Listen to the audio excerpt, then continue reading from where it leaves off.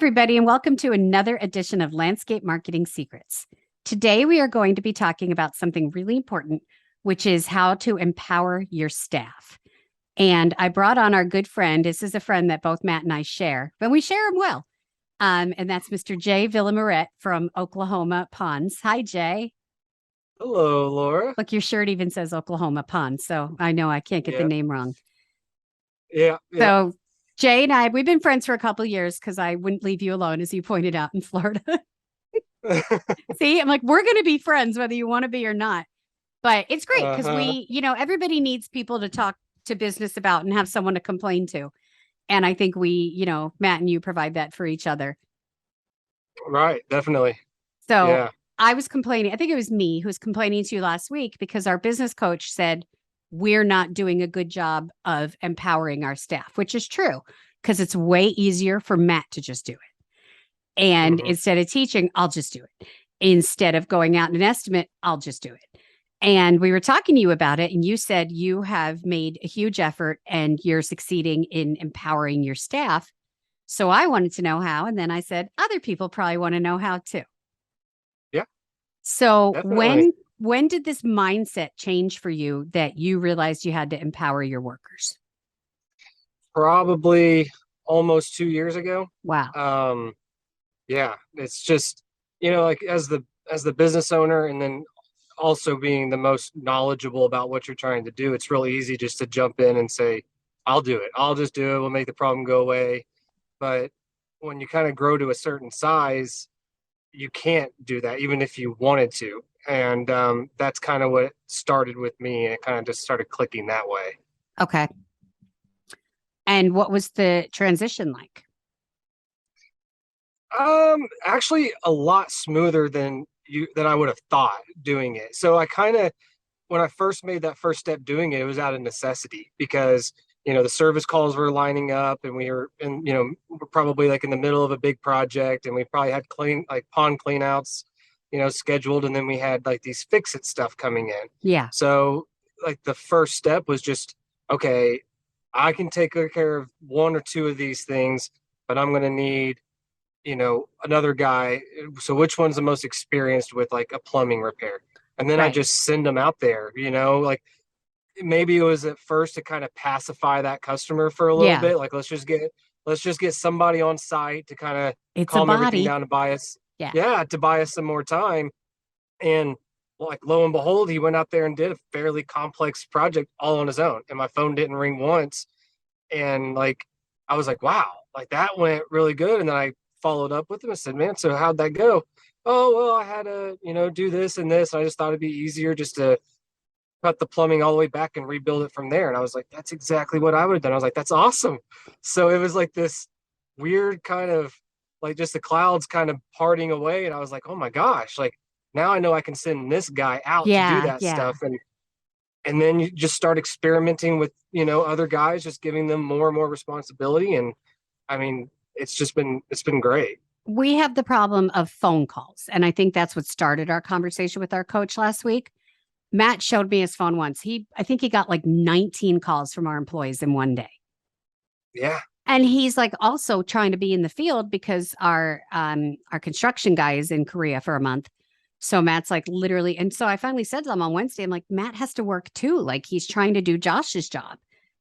And you guys so one thing our coach told us, which I think is a really good idea, is instead of giving them the answer, ask them what they would do. Right. Is that something you do as well? Because we would just give them answers because Matt thinks it's quicker. I do that all the time now. Like it's like, now that I'm kind of in that position and I also have really good guys too. Yeah. So, that helps out a lot. But now that we're in that position, I'll ask them like, hey, like, what would you do in this situation? And sometimes it's completely opposite of what I would have done, but the answer is still correct. It's just the long math of doing it might be different, but the answer is still right. And, like, even if I think, well, if you do it this way, we might shave off 20 minutes. I don't even give them those kind of suggestions anymore because there's no point. Like, let him do it his way, what he's comfortable doing. And the invoice still gets paid either way. Right. And that's what it's all about. How long have your guys been with you? Because we have a pretty, two of our three guys are new. Hmm. So most of my guys are about 2 years or Okay. less. Like we have a couple guys that just started this season, but like my main guys that I count on, I have three of them. This is all like their second season with us. Okay. Hmm. And what has been, I mean, I'm sure there have been downfalls or problems. Yeah, there You're there like, has no, it's been. perfect. Yeah. No. It's all Whatever. been great. Yeah, we're all rich. No, like there are some problems. So like, we'll send out a tech for a job, like a pump swap or something, and we know that it's not like a routine pump swap, and we'll allow for 2 hours because there's some replumbing involved, but they have to go to the hardware store and get a unique fitting or something that we don't carry. So those kinds of things happen, but um, like I forget which book it was I was reading, but I read a book just recently. And it was talking about exactly this, like empowering your staff. And the way he said it is, if you do it one way, it's 100% right. But if another person does it, as long as they get to 80%, it's still a win, right? And then that just frees you up. And like that's exactly what's happening. Like I have so much more free time now to focus on the business Wow. and Yeah, and run things and iron out the things that need ironed out. And I'm not worried about the field work nearly as much. I'm jealous. But I think, again, Matt, um, wants it done his way. And that's a really good point, is that there's more than, what is it? There's more than one ways to skin a something. You skin a cat, yeah. Thank you. I was gonna say skin a cow, and I knew that wasn't right. Who's skinning cats anyway? But like you said, if you end up, it's kind of like directions. It might take you 15 minutes longer to go the way, but if you know that way, don't Right. try to convince someone else to drive your way. Mm-hmm. Yeah, definitely. Do the guys still call you at all? Uh, n Not usually. If it is, I mean, no, it's really not about problems in the field. It really isn't anymore. It's always, Wow. it might be more of a logistic thing, like, hey, we just saw this pop up on the service sheet. Should I prioritize this over this job? Like that's the type of stuff. Okay. And we're even ironing out those kinds of things. Like those calls are, because they start to learn the trend, like what calls do come priority and they just Right. handle it. And some days, if I have a really busy day and the guys are all lined out on their schedule, and if we recap with them, I'll be surprised at like the extra stuff they were able to fit into their day. And so it's like, wow, okay, cool. So we were able to take care of Miss Betty, like today, and Yeah. it's not Yeah. going to be in 2 more days. Like that's great. That's So awesome. yeah, and we all use Jobber. The whole team uses Jobber. So pretty much our kind of saying is if it's not on Jobber, it doesn't exist, and like Yeah. even our small callbacks or something like that, all that stuff goes in Jobber, and one of the techs can just pick from there if they're in the area or they have time. Okay. Now, what, and we don't do it that way. We schedule everything and it's such a pain. But we're still doing cleanings. Yeah. So Yeah. we still have a full cleaning load, which is why we just decided we needed to go back to that 1 day a week of not having scheduled stuff for everything you're talking Hmm. about. Right. But Yeah. so I guess the question people are going to ask, because I ask, is how the heck did you train your guys to learn this stuff? So again, it goes back to having really, really good guys too. Yeah. So like a quick story is my maintenance manager now, he was going out on an install, and I think it was color changing lights. And we don't do a lot of color changing lights anymore, but he had some install with some color changing lights. And it was on his jobber. And we usually schedule things out for like 2 or 3 weeks out in advance so they can at home just like see what they're going to be doing next week, right? Yeah. Well, he saw this color changing light install coming up on his schedule, and before I had a chance to explain to him what the hub is and all that, I called him that morning when he's headed to that job. I said, hey, we need to talk about that color changing light job you're doing. And he goes, okay. And I started just like explaining to him what needs to be done. He cut me off. He goes, oh, I watched a lot of videos last night about it. Wow. So like he just took it upon himself. Now, like you can't expect every person on your team to do that, but I'm really Right. fortunate to have a group of guys that care enough and they want to, they care enough about what they're doing to take it upon themselves and show that initiative to do that kind of stuff, which is breath of fresh air for anybody that's a business owner and manages people. I mean, that's just an Yeah. incredible thing to have. And we had someone that they were doing, I don't remember, a wetland installation or whatever it was. And he on his own watched some videos the night before, which was awesome. Yeah, yeah. But something we're Just the struggling with. Oh, what were you going to say? I'm sorry. I was just gonna say just the show of initiative Yeah. like goes a long, long way. Something else like we're struggling with is we want to get our maintenance manager up to speed on being able to do his own estimates. Hmm. And Matt's concern, which I get, but I don't agree with. Don't worry, he doesn't listen to these, so we're fine. Um, is but he doesn't listen to any podcasts, so I can't take it personally. Um, it's hard to get rid of billable time per se to train the guy to go out on jobs. I mean, to go out on estimates. Because if Matt's going and we're taking Tyler with us, Tyler's not doing work in the field. Hmm. So right now, Tyler does 1 day a week of office work, but I said we also need 1 day a week for him to get out, go with Matt because he's never going to learn how to do estimates unless he's out there doing them. Right, right. So do your guys do any of that? Do they ever go with you and learn from what you're doing? Yeah. So my maintenance manager, Darian, this year he's been slowly, we've been kind of passing off some things to him, like on estimating pond cleanouts, Yeah. because Yeah. our our our sales process is someone calls, we request pictures of their pond, Yeah. we look at it, and then we estimate how many hours. And it kind of happened organically because I don't know, it might have been like the end of last year. A kind of strange, large, wonky pond came in for a pond cleaning, and Darian was standing next to me. And I said, "Dude, how long do you think this would take you?"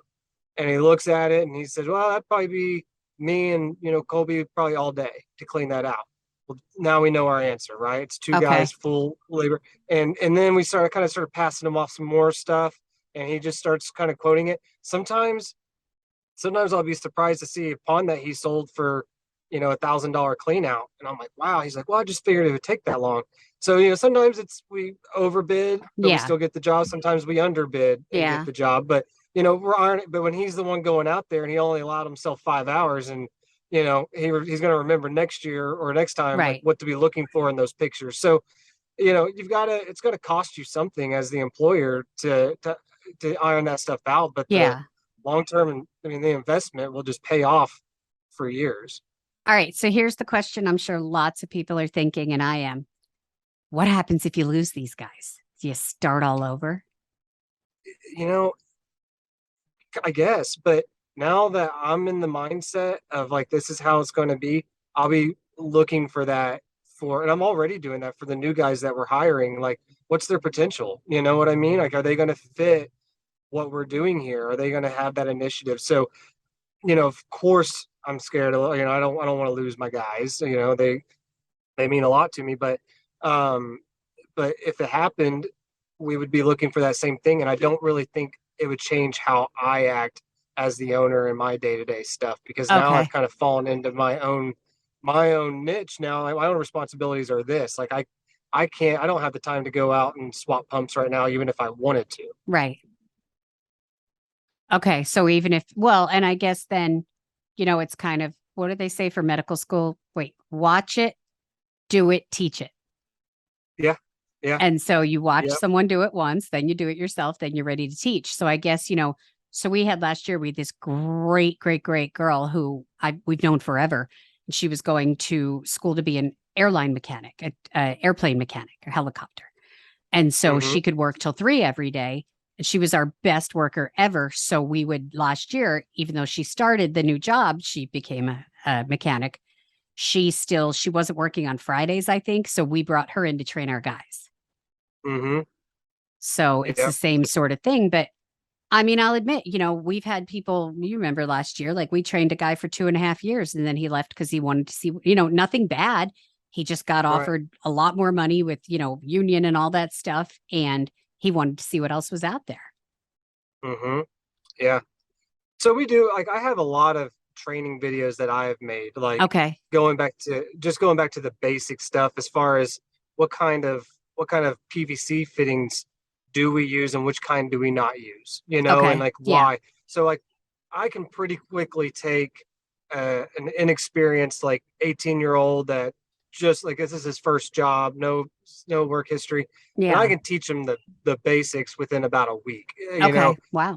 Enough that he can help out on a crew and not just be spinning around in circles. So a little bit of that training stuff. Aquascape has that Aquascape Academy Yeah. or university, which helps a little bit. Some of the guys like it, some of them don't, because it is at the end of the day just sitting in front of a screen, just like watching videos. Yeah. And nothing's as good of a teacher as experience and actually getting out there and failing too. I mean, Right. failing's probably one of your best learning moments there is. We had a guy have a And fish kill this year. And, mhm, right away it calls Matt. And Matt ended up going there and cleaning out the dead fish. I'm like, why are you doing that? Because the guys were booked. So yeah, it's yeah. it's hard. Now, what advice do you have for people that are wanting to at least like start empowering their staff? The first thing is just exactly what I did. Just almost out of necessity, just send them out on a job that they should be qualified enough to do. They have at least the bare bones experience to get started, and they might surprise you. And then if they don't, try again, and until they Yeah, they might until surprise you in a they bad either way. You sink or never swim. know. Yeah, yeah, until they either sink or swim. I mean, that's exactly what we do. So I really don't So you're have throwing them into the I deep end. yeah, 100%. I can't think of especially a maintenance call that would come up to where I would think to myself, no, this is a job I need to take. Okay. I would Wow. send my tech out and he would come back with yeah, we can help this guy or we can't. So, um, we charge start for a service call and then we bill by the hour after that. So we're at least protected by the service call to see if it's even something that fits what we do. But Yeah. again, we also get pictures, so we have an idea Right. of what we're walking into, and like, yeah, this is something we should be able to handle. Yeah, but we've had Like, well, pictures and then like they're 2 years old. Seriously.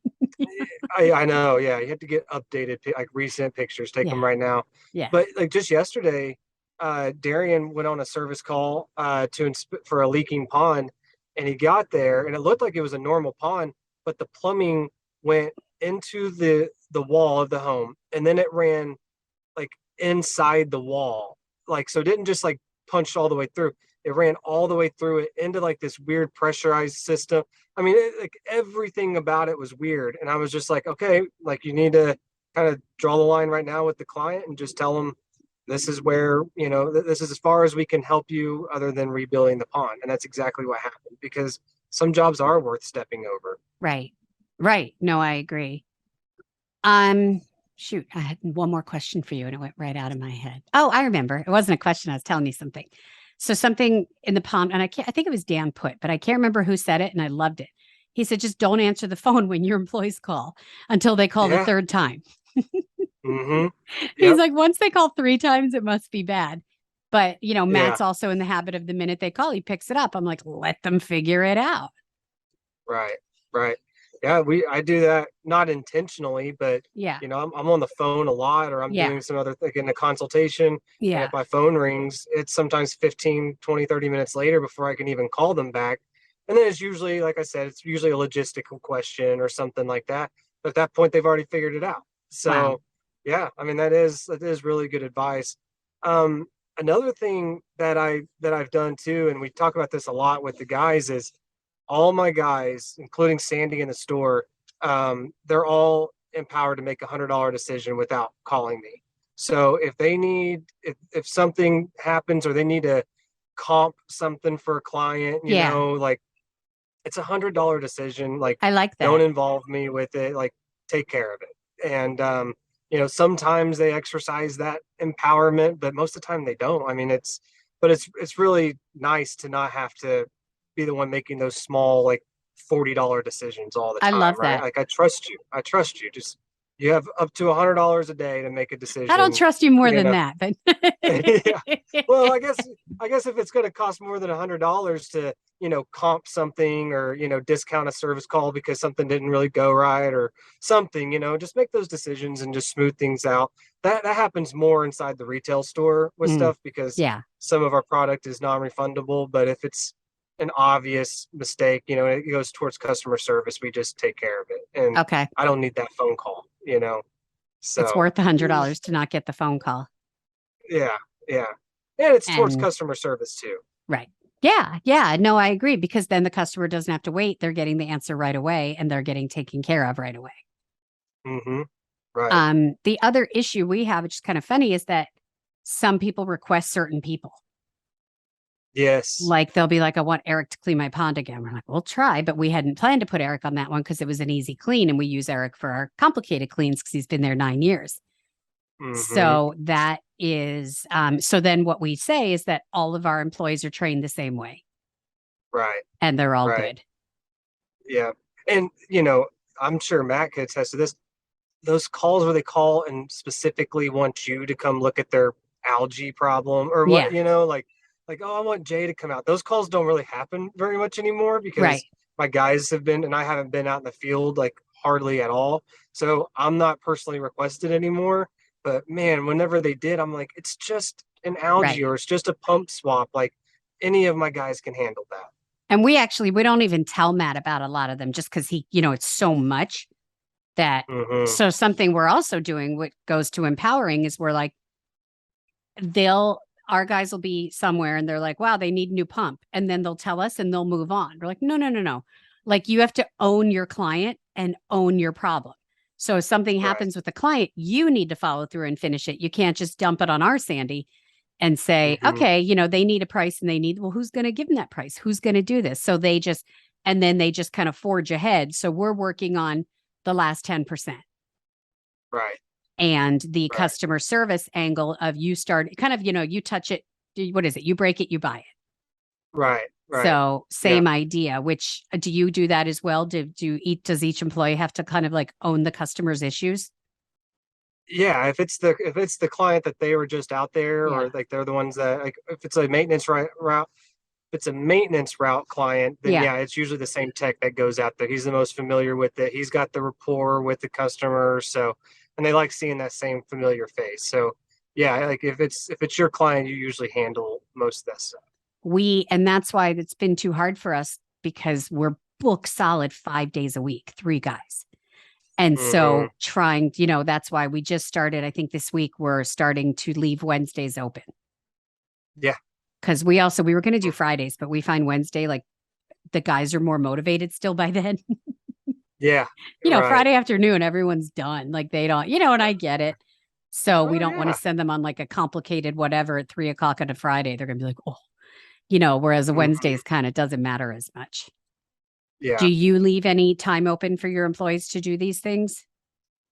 Well, we try, but that was so the answer is yes, but it's weird how quickly that free day gets booked up, and so it's a good thing we had it there. Yeah. But it doesn't ever feel like we scheduled a free day. Right. Yeah. Because the guys are like, what if we don't have anything to do? I'm like, there's always something to do. Clean the shop, clean your trucks, maintain your trucks. We have a million things you can do. Yeah. But you're right. We never have time to even do that. Inventory the shop, there's things, or our garage. Yeah. No, this has been great. This has been really helpful. Any final words of wisdom on empowering your staff? Well, yeah, like one thing I was wanting to talk about too is my foreman that I have. He came to work with us after he was running his own hardscape business for a while. So he was doing his own, he's used to doing things his way, and I totally respect that. And almost immediately out of the gate, I made sure he learned the basics, and he knew how to do this stuff. And then I just send him out on jobs, like he was a lead on his first pond project probably 8 or 10 weeks after he started with me. Wow. And like he's doing really, really well. He's learning some hard lessons. Like we just got off a job last week that he learned a lot of lessons on. But if I was there trying to tell him how to do every little thing or micromanaging him, we wouldn't be a good fit. So, empowering them, letting them make the decisions, do things their way. Like more times than not, I'm surprised by what my guys are capable of doing. And like, it's just a real breath of fresh air, really, Nice. Whenever they make good decisions and make things happen. We're also learning that Matt's way isn't the only way. So like he'll Yeah. go out to something the guy's built and he's like, I think it looks like shit, but the client's thrilled. It's all you need, dude. Like not everything can be Matt's level. And you have to, as a business owner, you have to learn that sometimes good enough is just that. Yeah. It's good Exactly. enough. Yeah. This has been great, Yep. Jay. So just to recap, we talked about, how you got into empowering your employees, how you don't answer the phone necessarily during the day. You leave them in the field and you give them $100 decision. Yep. Okay. I love it. Thank Definitely. you so much. Finally got you on my podcast. I'm so excited. Yeah. Thanks for So having me. for everyone else, please like, subscribe, and listen to my podcast and my YouTube channel, LandscapeMarketingSecrets.com. Well, no, LandscapeMarketingSecrets.com is my website. Check that out too.